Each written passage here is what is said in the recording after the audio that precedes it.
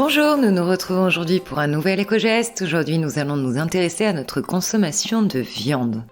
Alors pourquoi s'y intéresser ? Il faut savoir déjà que selon l'ONU, 339 millions de tonnes, toutes viandes confondues, ont été produites en 2019. Ça équivaut à peu près à 43,6 kilos par habitant, ce qui est un petit peu moins que l'année précédente. Bonne nouvelle, la tendance est à la baisse.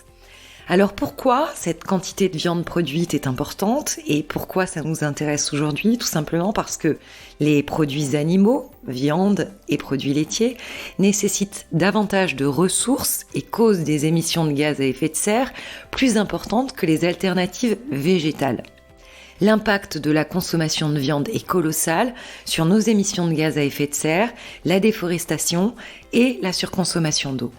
Selon une étude intéressante qui a été publiée par l'ADEME fin 2020 sur l'empreinte sol, énergie et carbone de notre alimentation, en France, c'est 26 millions d'hectares qui sont nécessaires à l'alimentation des Français, soit 4280 mètres carrés par personne, et 37% de ces surfaces sont situées en dehors de la France.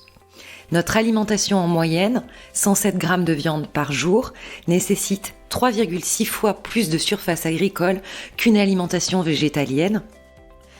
En proportion, c'est 1200 mètres carrés par an et par personne pour une alimentation végétalienne, contre 4280 mètres carrés pour une alimentation comme la nôtre.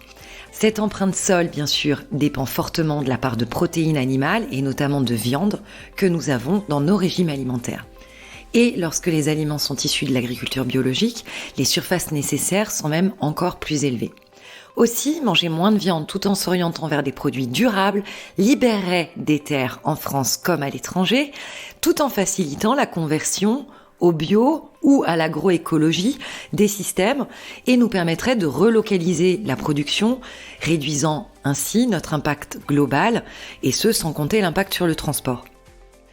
Donc 10 grammes de viande en moins consommés par jour réduirait de 5,2% les émissions totales de gaz à effet de serre, rien qu'au stade agricole. L'impact serait évidemment plus élevé si on y incluait en plus le transport. Des petits conseils pour réduire notre consommation de viande. Alors premièrement, diminuer notre consommation en ajoutant plus de légumes dans nos assiettes et en visant 3 jours sans viande par semaine. Deuxièmement, trouver des alternatives à la viande, les légumineuses par exemple, telles que les haricots, type lingots, flageolets, coco, haricots rouges, les lentilles, avec les lentilles vertes du Puy par exemple, ou les lentilles vertes du Berry, les lentilles blondes, les lentilles de Saint-Flour par exemple, les lentilles rosées, telles que les lentillons de Champagne, ou encore les pois secs ou les pois cassés, mais aussi les pois chiches, les fèves. Toutes ces légumineuses peuvent être une alternative intéressante pour leur qualité nutritive, mais également leurs apports en protéines et en acides aminés. On peut également favoriser des produits de qualité, d'origine et labellisés, avec par exemple les labels rouges, les indications géographiques protégées, IGP, ou encore les appellations d'origine protégée, AOP, ou même encore le label AB pour agriculture biologique, par exemple.